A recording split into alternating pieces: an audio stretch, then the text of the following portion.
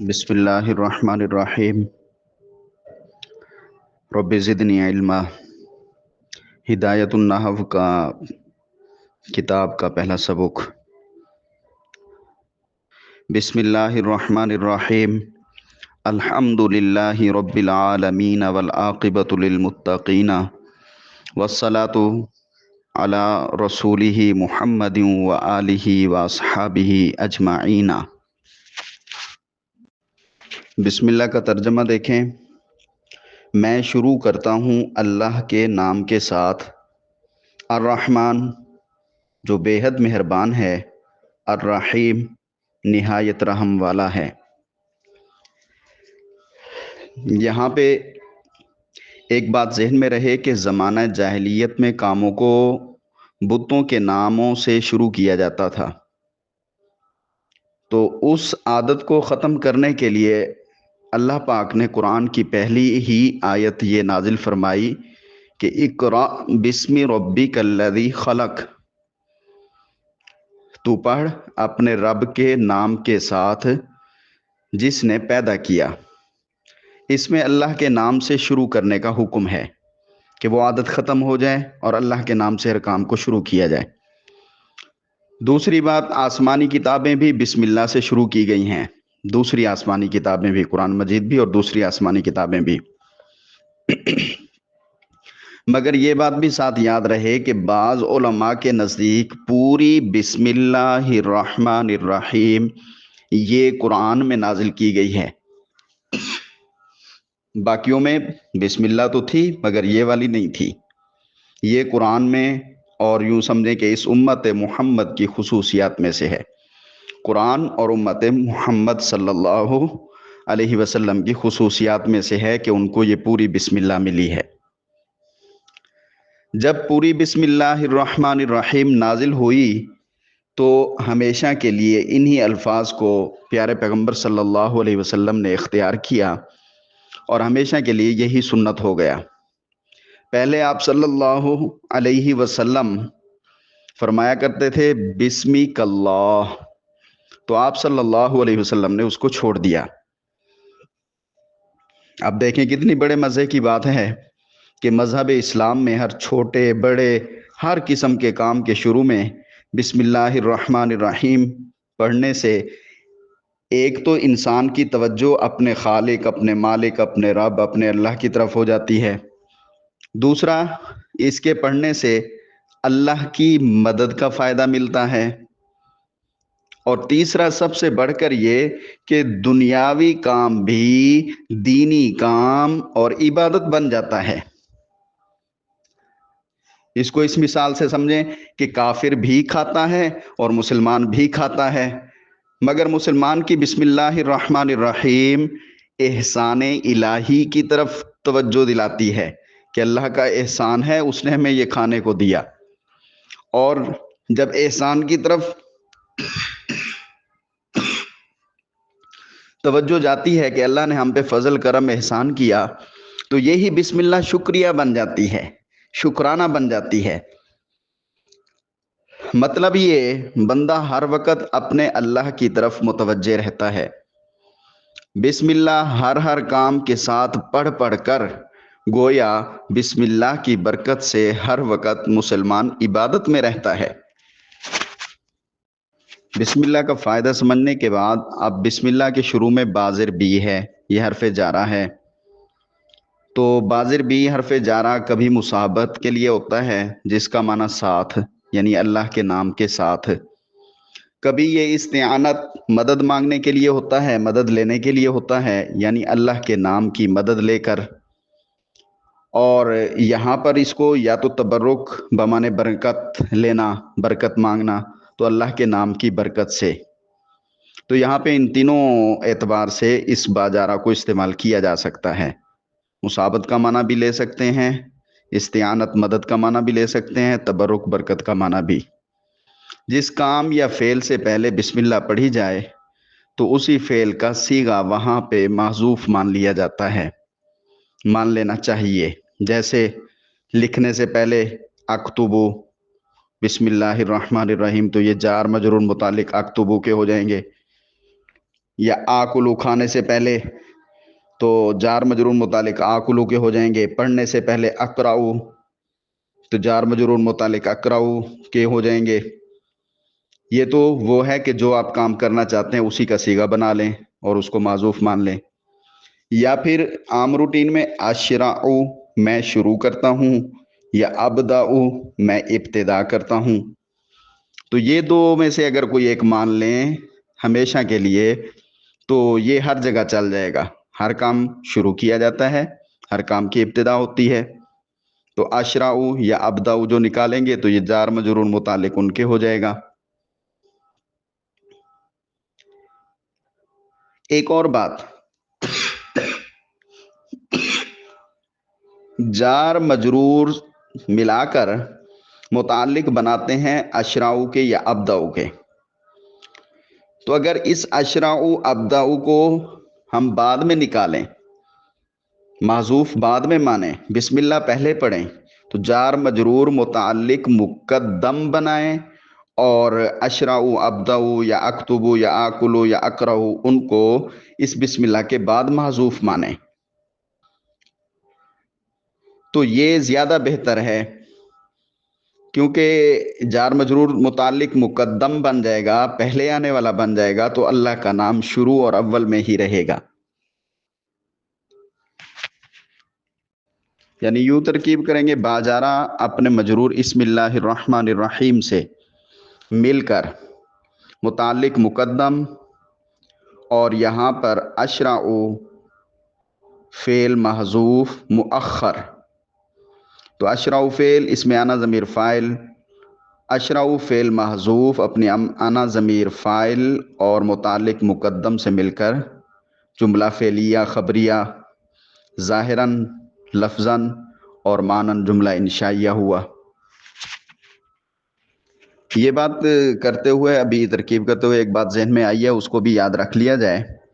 بسم اللہ میں دیکھیں اسم کا الف نہیں لکھا ہوا کہیں بھی، اور یہ صرف یہیں پر ہے، تو اس کو بھی اس لیے مقدم کیا گیا ہے کہ لفظ اللہ شروع میں رہے، جتنا سے جتنا ہو سکتا ہے چیزوں کو ہٹا کر لفظ اللہ کو شروع میں لے آئیں، اس لیے ہم فعل معذوف مان رہے تھے کہ لفظ اللہ جو فعل معذوف مؤخر مان رہے تھے، لفظ اللہ شروع میں ہی رہے، تو یہاں اسم کا الف بھی نہیں لکھا اسی وجہ سے۔ باقی جگہوں پر آپ اسم کا لفظ دیکھیں، اس کا حمزہ وصلی جو ہے وہ لکھا ہوتا ہے، پڑھا بے شک نہیں جاتا، لکھا ہوتا ہے، یہاں پہ لکھا بھی نہیں ہوا۔ اب جب اس الف کو یہاں پہ لکھا نہیں گیا تو نحویوں کا کہنا ہے کہ اس الف کے بدلے میں یہ با کی جو شروع میں ڈنڈی ہوتی ہے اس کو تھوڑا لمبا کر کے لکھ دیا کریں۔ اس ڈنڈی کو لمبا کر کے لکھنا یہ بتائے گا کہ اسم کا الف یہاں پر تھا، اسی الف کی وجہ سے با کی ڈنڈی کو تھوڑا سا لمبا کرتے ہیں۔ تو آپ نے دیکھا ہوگا اکثر حضرات جو ہے با کی ڈنڈی کو یہاں پر جو ہے زیادہ لمبا لکھتے ہیں، تو اس کی بھی عادت ڈالنی چاہیے کہ با جو ہے اس کی ڈنڈی زیادہ لمبی رکھیں تاکہ اسم کے الف کی طرف دلالت ہوتی رہے، اشارہ ہوتا رہے۔ اب ان کو باتوں کے بعد اس کی ترکیب بھی دیکھ لیں۔ با حرف جر اسم مضاف، لفظ اللہ جو ہے آگے یہ معرفہ ہے، آگے بھی معرفہ ہیں، تو یہ موصوف بن گیا۔ الرحمن یہ لفظ اللہ کی صفت اول، الرحیم یہ لفظ اللہ کی صفت ثانی، تو لفظ اللہ موصوف اپنی الرحمن صفت اول اور الرحیم صفت ثانی، یعنی دونوں صفتوں سے مل کر مضاف الیہ ہوا اسم مضاف کا۔ اسم مضاف اپنے مضاف الیہ سے مل کر مجرور ہوا بحرف جارہ کا، جار اپنے مجرور سے مل کر یہ متعلق ہوا اقراؤ کے، ہم کیونکہ کتاب پڑھنے لگے ہیں۔ مصنف کی طرف سے دیکھیں تو اکتبو ہوگا، یا پھر اشرعو لکھ دیں تو دونوں طرف سے ٹھیک ہو جائے گا۔ مصنف کا مقصد لکھنا اور ہمارا مقصد پڑھنا، تو اشرعو کے، اشرعو فعل یا ابداؤ فعل، یہ واحد متکلم کا صیغہ اس میں انا ضمیر اس کا فاعل، تو اشرعو فعل اپنے انا ضمیر فاعل جو متکلم کی ہے اور اپنے متعلق سے مل کر جملہ فعلیہ خبریہ ہوا، ظاہراً یا لفظی طور پر یہ جملہ فعلیہ خبریہ ہے کیونکہ اس میں دعا ہوتی ہے، تو معنوی طور پر یہ جملہ انشائیہ ہے۔ ترکیب کے بعد اب یہاں پہ تشریح بھی تھوڑی سی سن لیں کہ مصنف رحمۃ اللہ علیہ نے اپنی کتاب کو جو شروع کیا ہے بسم اللہ سے، اس میں انہوں نے ایک تو یہ بات رکھی کہ قرآن کی، اللہ کی کتاب کی ابتدا ہو جائے، کیونکہ قرآن کی ابتدا بسم اللہ سے ہے۔ اور دوسری بات، پیارے پیغمبر صلی اللہ علیہ وسلم کی حدیث کی اتباع ہو جائے۔ آقا صلی اللہ علیہ وسلم نے فرمایا کل امر ذی بال، کل امر ہر کام، ذی بال شان والا اچھا، لم یبدأ نہ ابتدا کی جائے، بسم اللہ بسم اللہ کے ساتھ، فہو اقطع پس وہ دم کٹا ہوتا ہے، یعنی بے برکت ہوتا ہے۔ اور تیسری وجہ بسم اللہ سے کتاب شروع کرنے کی کہ سلف صالحین، علماء کرام، متقدمین حضرات، ان کے طریقے کی بھی پیروی ہو جائے کہ یہ تمام حضرات بھی اپنی کتابوں کو بسم اللہ سے شروع کرتے ہیں۔ پھر آپ نے عبارت پڑھی تھی بسم اللہ کے بعد الحمدللہ، تو الحمدللہ سے کتاب کو کیوں شروع کیا؟ تو اس پر بھی یہی تینوں باتیں آئیں گی کہ پہلی بات کتاب اللہ یعنی قرآن مقدس، اللہ کے کلام کی ابتدا ہو جائے، وہ بھی الحمدللہ سے شروع ہوتا ہے۔ پیارے پیغمبر کی حدیث الحمدللہ کے بارے میں بھی بالکل اسی طرح ہے، کل امر ذی بال، ہر کام، ذی بال جو شان والا ہو، ذی مانے والا، بال مانے والا، شان والا ہو، لا یبدأ اس کو نہ ابتدا کیا جائے، بالحمد للہ اللہ کی تعریف کے ساتھ، فہو اقطع تو وہ دم کٹا ہوتا ہے، یعنی بے برکت ہوتا ہے۔ تو بسم اللہ سے شروع کرنے کی بھی یہ تین وجوہات ہیں، اور الحمدللہ بسم اللہ کے بعد الحمدللہ سے شروع کرنے کی بھی وہی تین وجوہات ہیں۔ تیسری وجہ کہ سلف صالحین کی طریقے کی پیروی ہو جائے، کیونکہ وہ بھی اپنی کتابوں کو بسم اللہ کے بعد الحمدللہ سے شروع کرتے ہیں۔ بسم اللہ الرحمن الرحیم۔ آپ دیکھیں اس میں لفظ اللہ ہے، تو اللہ کا لفظ جو ہے یہ اس ذات کا نام ہے، اللہ اس ہستی کا نام ہے جس نے کائنات کا نظام، عجیب و غریب نظام، عقلوں کو حیران کر دینے والا نظام، زمین، سورج، چاند، آسمان اور باقی تمام تر مخلوقات، بڑی چھوٹی، یہ سارا جو نظام اس دنیا میں موجود ہے وہ سب بنایا ہے۔ اللہ وہ ہستی ہے جس نے یہ سارا نظام بنایا ہے۔ اس کے عجائبات دیکھیں، غرائبات تک انسانی عقلیں ابھی تک نہیں پہنچ سکیں اور نہ ہی پہنچ سکیں گی۔ جتنی عقل کے بل بوتے پر پہنچتے ہیں اس سے آگے کچھ اور عجائبات ہوتی ہیں۔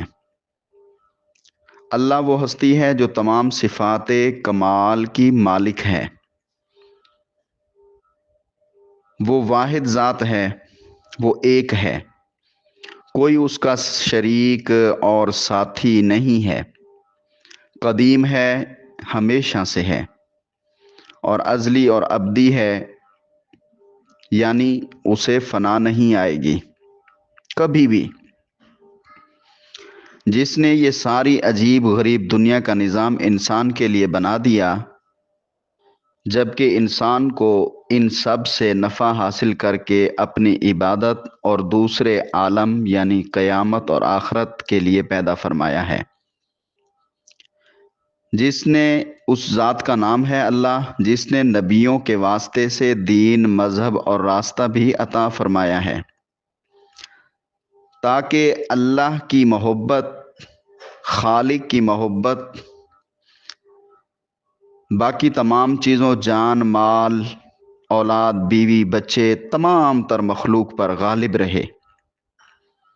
اللہ وہ ہستی ہے جو واجب الوجود ذات ہے، جس کا وجود ہمیشہ سے ہے اور ہمیشہ تک رہے گا، ہمیشہ تک ضروری ہے، کبھی بھی فنا نہیں ہے اس پر۔ اس کے بعد لفظ الرحمن ہے اور الرحیم ہے۔ رحمان اور رحیم یہ دونوں رحمت سے نکلے ہوئے لفظ ہیں۔ جس کے معنی ہوتے ہیں، رحمت کے معنی ہوتے ہیں رقت قلبی، دل کا نرم ہونا۔ تو یہ رقت قلبی یعنی دل کا نرم ہونا، یہ تو جسم میں دل، تو یہ تو ایک جو ہے چیز کا نام ہے۔ اللہ تعالیٰ جسم سے پاک ہیں، تو اللہ تعالیٰ کے لیے رقت قلبی والا لفظ جو ہے یہ استعمال کرنا درست نہیں۔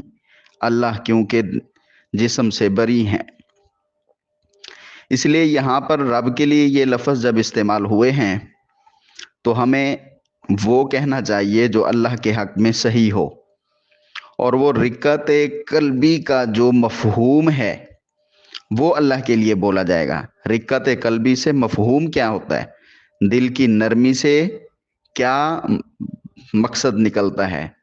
تو دل کی نرمی کا مقتضا جو ہے وہ احسان اور مہربانی کرنا ہے۔ تو رحمان اور رحیم جب اللہ کے لیے بولے جائیں گے تو احسان اور مہربانی کرنا مراد ہوگا، تو پھر اس قسم کا کسی کو کوئی اعتراض بھی نہیں ہوگا۔ الرحمن اور الرحیم یہ دونوں مبالغہ کے اور زیادتی کے معنی میں ہیں۔ ان دونوں میں مبالغہ کا زیادتی کا معنی ہے، یعنی احسان اور مہربانی زیادتی کے ساتھ پائی جاتی ہے،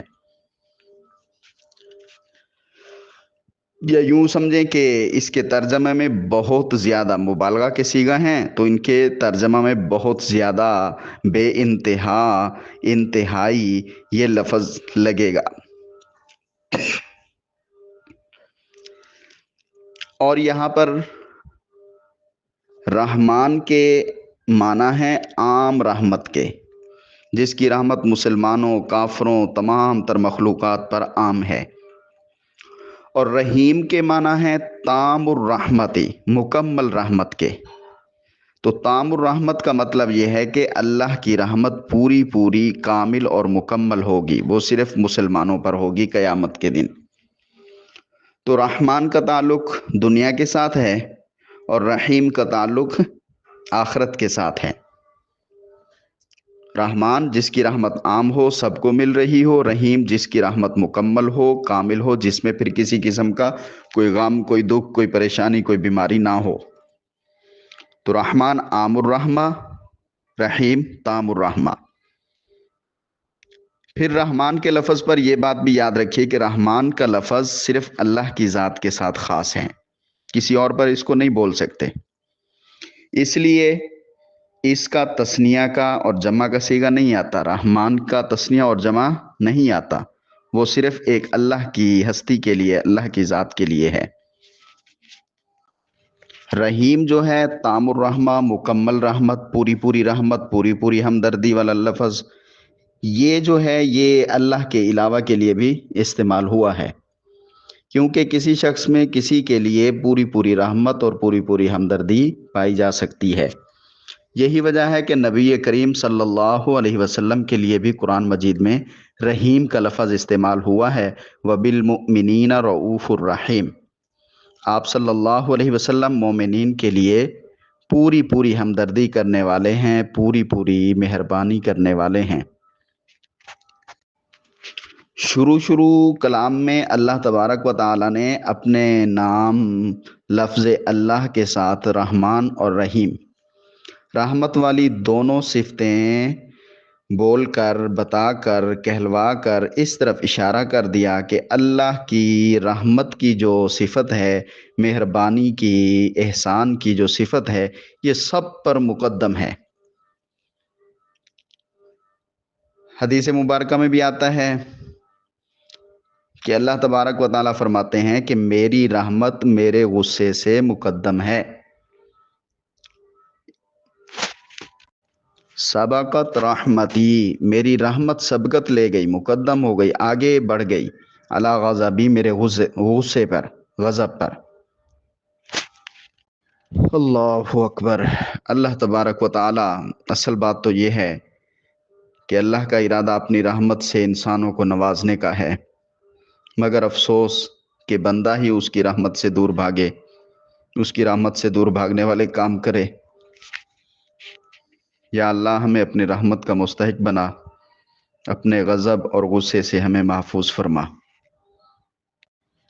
اس کے بعد الحمدللہ رب العالمین سے انشاءاللہ کل پڑھیں گے، اور یہ ابتدائی باتیں ہیں، تو ابتدائی باتوں کو پوری توجہ سے سنیں، سمجھیں، پڑھیں اور ان کو اپنے ذہن میں بٹھائیں۔ یہ ہر کتاب کے شروع میں کہی جا سکتی ہیں، اور زندگی کے ہر لمحے میں ان باتوں کو سوچا سمجھا اور اس سے فائدہ حاصل کیا جا سکتا ہے۔ السلام علیکم۔